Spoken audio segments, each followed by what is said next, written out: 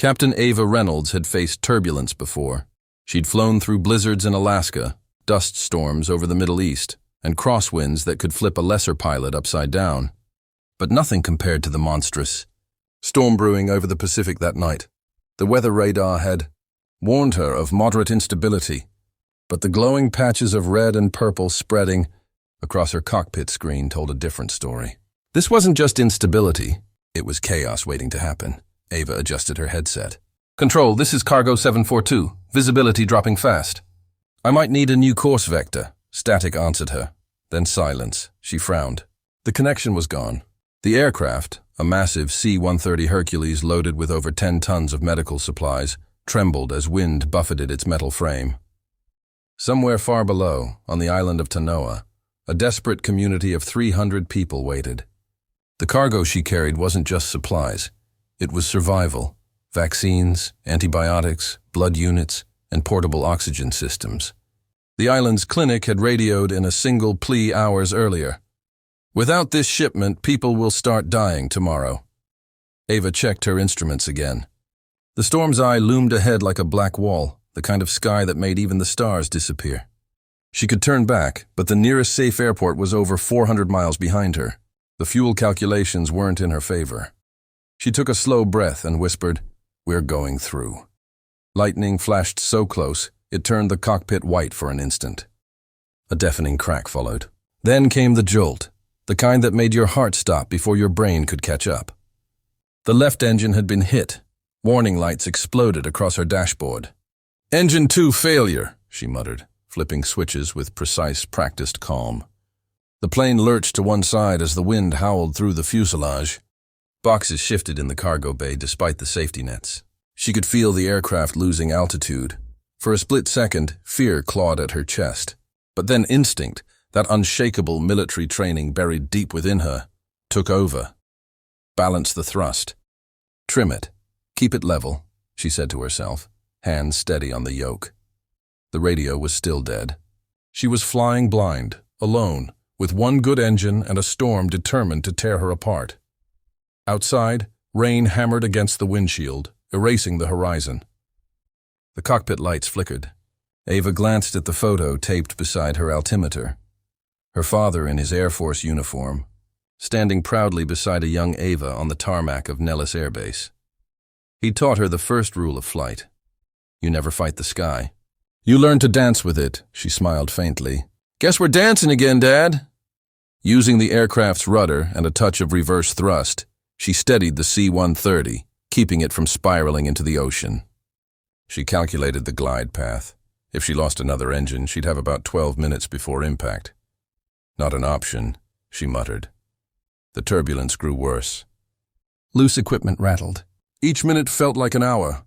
Then, through the static-filled headset, a voice barely broke through. "Cargo 742. Do you copy? Ava, are you there?" It was the island's airstrip operator, a man named Tomas. His voice was faint but desperate. "I'm here," she shouted. "Engine failure, descending through storm layer. Need visual on your beacon. Runway lights are failing. Power outages here." "I'll try backup generator." Ava tightened her harness. The storm was relentless, but she could just make out a faint glimmer below, a flickering line of light in the darkness. That was her runway. Her only shot. She brought the aircraft lower, fighting every gust that tried to throw her off course. "Come on, baby." "Hold together," she murmured, coaxing the plane like an old friend.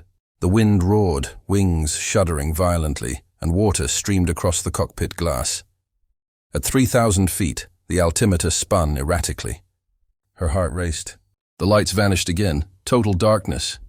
She was flying blind over an island smaller than a city park. One wrong move and she'd miss it entirely.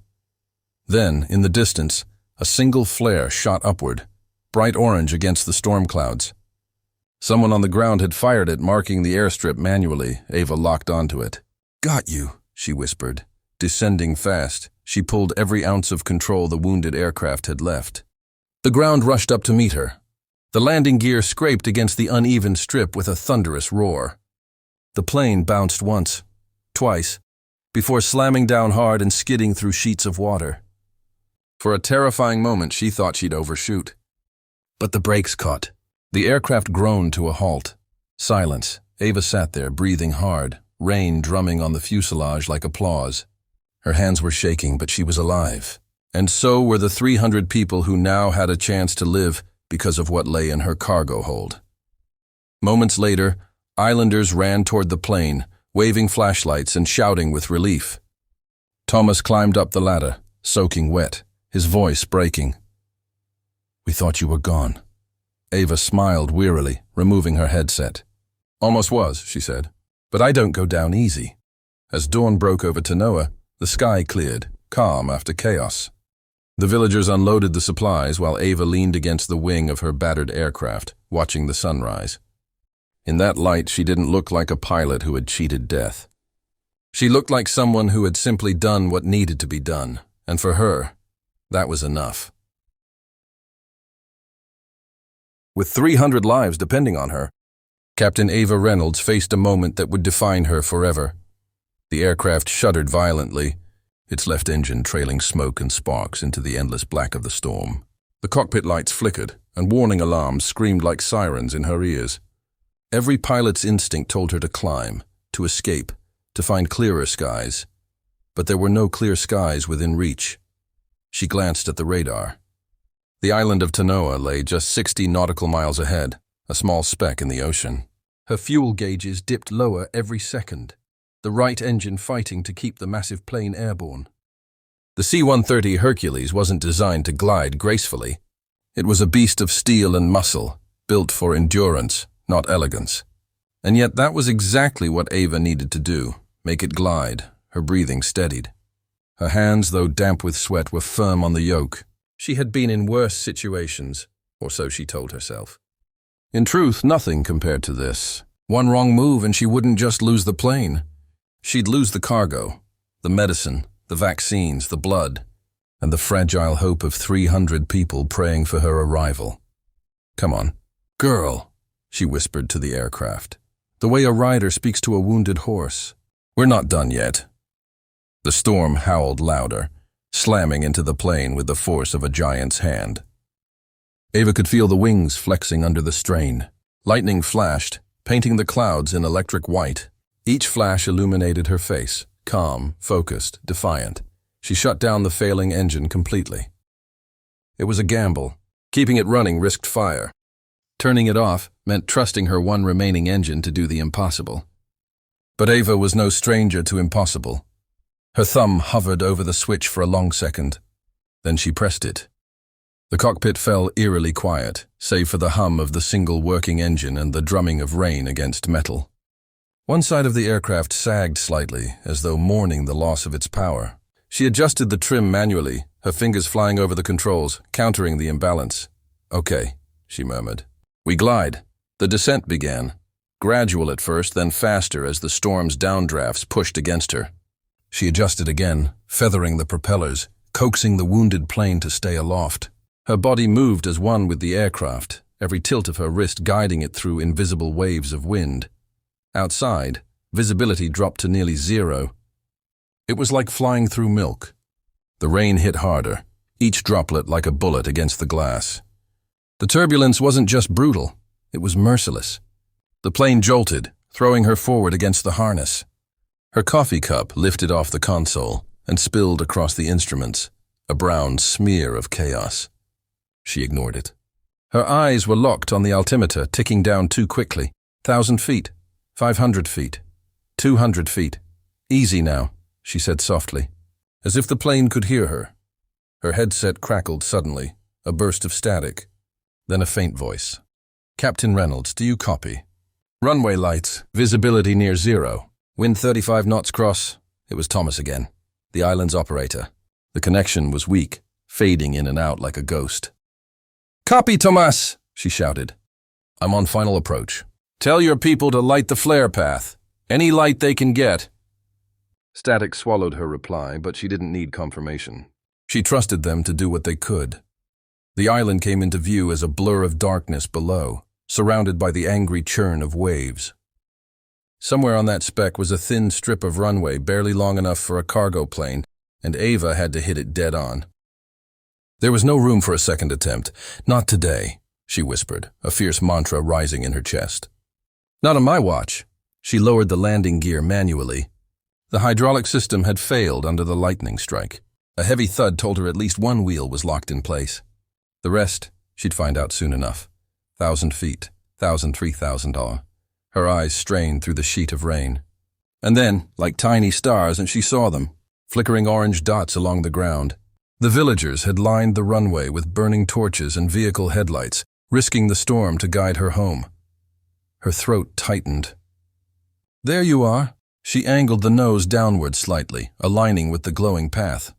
Wind slammed the aircraft sideways, but she countered, adjusting pitch and roll with the precision of an artist.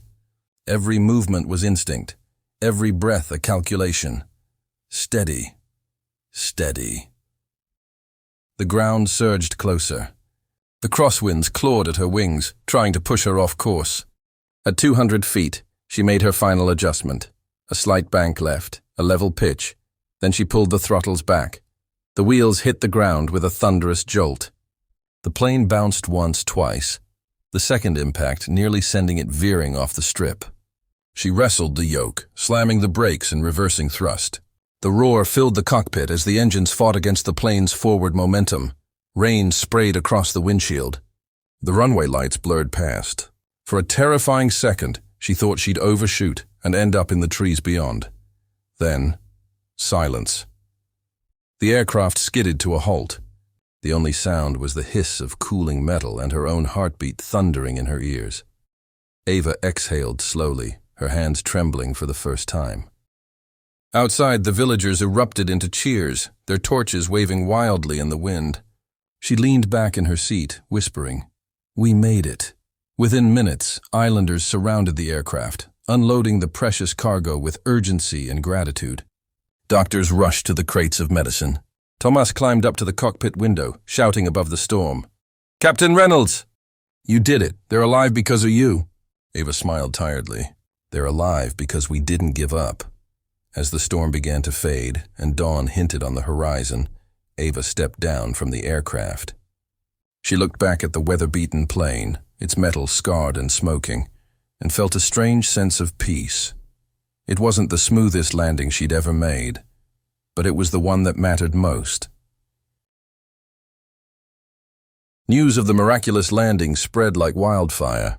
Within hours, satellite networks and news channels around the world were replaying the grainy footage of Captain Ava Reynolds' battered C-130 sitting safely on the soaked runway of Tanoa Island.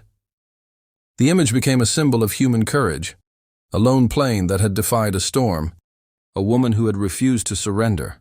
Headlines blazed across the internet. Cargo pilot saves 300 lives in daring storm rescue. Miracle in the Pacific, the angel of the skies. Journalists swarmed the small island as soon as the weather cleared. Helicopters buzzed overhead, reporters waded through muddy airfields, and cameras flashed like lightning. The world wanted to meet the mysterious woman who had done what most pilots would never dare attempt. When Ava finally emerged from her aircraft, her flight suit was stained with oil and rain, her hair damp and tangled. Yet there was a quiet strength in her posture, a calm that made everyone lower their voices instinctively. She didn't look like a hero. She looked like someone who had simply done her job and was ready to go home. Microphones crowded around her. "Captain Reynolds, how did you keep control in those conditions? Did you think you were going to die? What went through your mind when the engine failed?" Ava raised a hand, her voice steady but soft. "People were counting on me," she said simply. "You don't think about fear when lives are on the line. You just fly." That answer only deepened the fascination. Her composure was almost too perfect, her confidence too natural. There was something about the way she carried herself, the precision in her speech, the way her eyes scanned the horizon even as she spoke, that hinted at years of training beyond that of a civilian pilot. Finally, one young journalist from a defense magazine asked the question no one else thought to. "Captain Reynolds, have you ever served in the military?" Ava hesitated for a moment. A small, knowing smile touched her lips. The crowd leaned in, then she replied quietly, "Once you've flown an F-22, nothing really scares you." The words hung in the air, slicing through the noise like the afterburner of a jet. For a heartbeat, there was silence. Then the press erupted in disbelief. Wait, F-22? The fighter jet? She flew Raptors? She was in the Air Force? That single sentence sparked a media storm even greater than the one she had flown through. Within hours, defense reporters began digging into military archives, pilot rosters, and Air Force records. And there it was, buried in a list of former test pilots stationed at Nellis Air Force Base. The name, Captain Ava Reynolds. Call sign, Falcon. She had once been among the few women to ever pilot the F-22 Raptor, one of the most advanced fighter jets on Earth. Further investigation revealed even more astonishing details. She had graduated from the U.S. Air Force Fighter Weapons School. Better known by its legendary nickname, Top Gun, the revelation shocked the world. The same woman who had just saved hundreds of lives in a cargo plane had once been one of the Air Force's most elite fighter pilots, a warrior of the skies who had trained to outmaneuver missiles and dance through dogfights at supersonic speeds. When the news broke, aviation communities lit up with pride and nostalgia. Former colleagues shared stories online. She was the calmest pilot I ever flew with. If she said she could land a plane, you believed her. She could make a Raptor do things it wasn't built to do. A grainy photo even surfaced. A much younger Ava, in a flight suit with the Air Force insignia, standing beside a sleek gray F-22, her helmet tucked under one arm, grinning at the camera. Her call sign, Falcon, was stenciled on the side. The picture went viral within minutes. Still, Ava herself remained humble. When reporters pressed her about her military career, she deflected gracefully. "I served with incredible pilots," she said. "They taught me everything I know about courage, precision, and trust. Flying is never about glory. It's about responsibility." She didn't talk about her missions or medals. She never bragged about being one of the first women to break into the Raptor program, or how she'd been quietly recruited into Top Gun as an instructor years earlier. To her, those were chapters that had already been written. This new one was about service of a different kind. When asked why she left the Air Force, Ava only said, "I wanted to fly for a purpose beyond battle." Delivering hope seemed like the right kind of mission. The simplicity of her words struck a chord around the world. Aviation academies began using her story to inspire new generations of pilots, men and women alike. Flight schools called her the calm in the storm, a symbol of leadership and skill born from both discipline and empathy. A week later, she stood on the steps of an airbase in Honolulu, speaking to a crowd of reporters and Air Force officers who had gathered to honor her. Behind her, the C-130 she had landed against all odds gleamed in the sunlight, repaired, repainted, and bearing a new emblem on its nose, a silver falcon spreading its wings over the ocean. She looked out over the cameras, the flashing lights, the officers in dress blues, and smiled. "You don't have to fly a fighter jet to be brave," she said. "Courage isn't about what you fly, it's about why you fly." The audience fell silent, moved by the quiet conviction in her voice. That night, as the world replayed her speech and her story inspired millions, one headline captured it best. "From Top Gun to Lifesaver, Captain Ava Reynolds redefines heroism." But Ava herself never cared about titles. To her, the sky was still the same, vast, unpredictable, and endlessly humbling.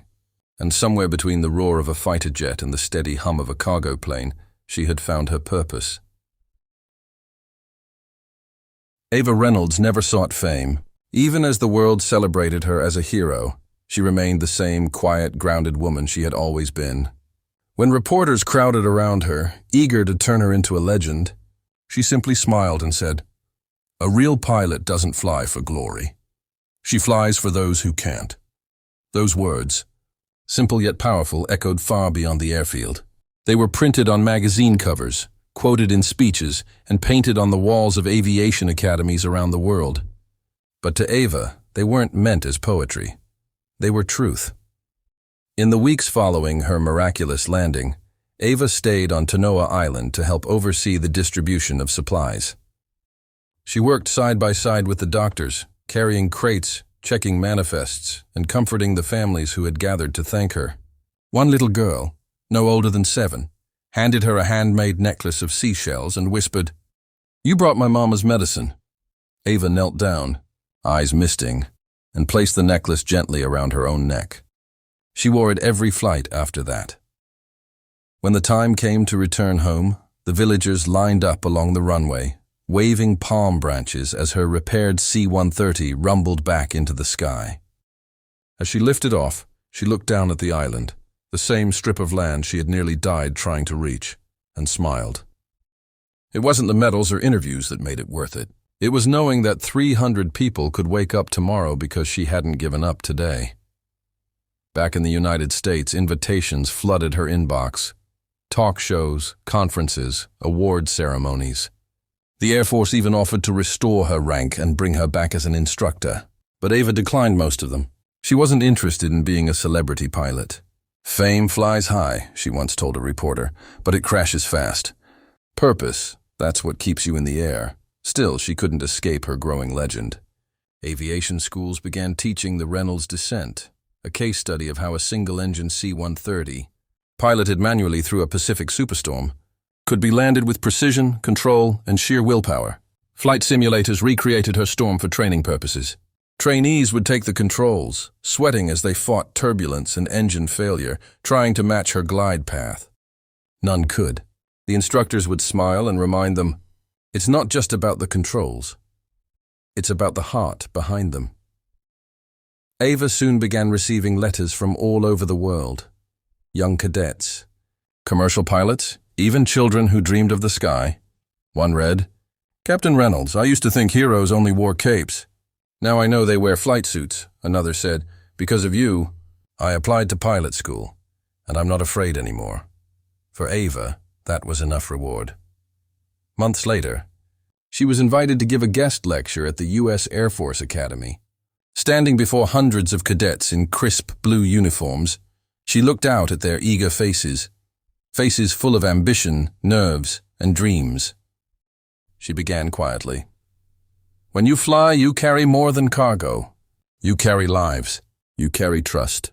You carry hope. And sometimes you carry fear, but you can't let it steer. Her voice was steady, humble, but filled with quiet authority. Top Gun taught me how to be fearless. Life taught me when to be brave. They're not the same thing. Fearless pilots take risks. Brave pilots take responsibility. The auditorium fell silent. No one dared move. After her talk, a young woman approached her, a cadet named Maria Chen, who had dreamed of flying fighters since childhood.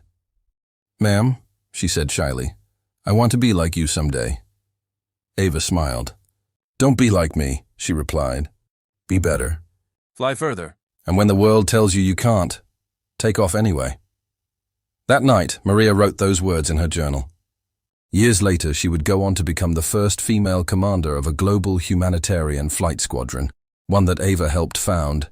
Ava's influence only grew. She worked with aviation engineers to develop a new training program called Wings for Hope, designed to prepare cargo and rescue pilots for high-risk missions in dangerous weather zones. The program focused not just on flying skill, but on mindset, resilience, teamwork, and purpose. Every new recruit learned the story of the angel of the skies. But Ava never allowed the legend to overshadow the lesson. "It's not about the miracle," she told them during training sessions. "It's about the preparation behind it. Every miracle is built on 1,000 ordinary moments of discipline." Despite the admiration, Ava kept her private life quiet. She lived near a small coastal town, where she flew part-time humanitarian missions and mentored young pilots. Every morning, she'd take her small seaplane out over the waves at sunrise. Locals often saw her silhouette against the light, steady, graceful, unhurried. To them, she wasn't a celebrity. She was just Captain Ava, the woman who taught their children how to dream higher. Years later, when a documentary team asked to film her story, she agreed on one condition, that it focus on the people she had helped, not just her flight. When the film premiered, it ended with her voice over the final scene, a sunset over the ocean, the faint outline of a cargo plane gliding peacefully through the clouds. Her words closed the story. "We fly not for the applause, but for the people waiting below." A real pilot doesn't chase the sky, she listens to it. And if you listen closely enough, it'll always guide you home. That night, as the credits rolled, countless young aviators sat in silence, inspired not by her fame but by her humility, because in the end, Ava Reynolds had proven something timeless, even in a cargo plane. A Top Gun spirit never fades.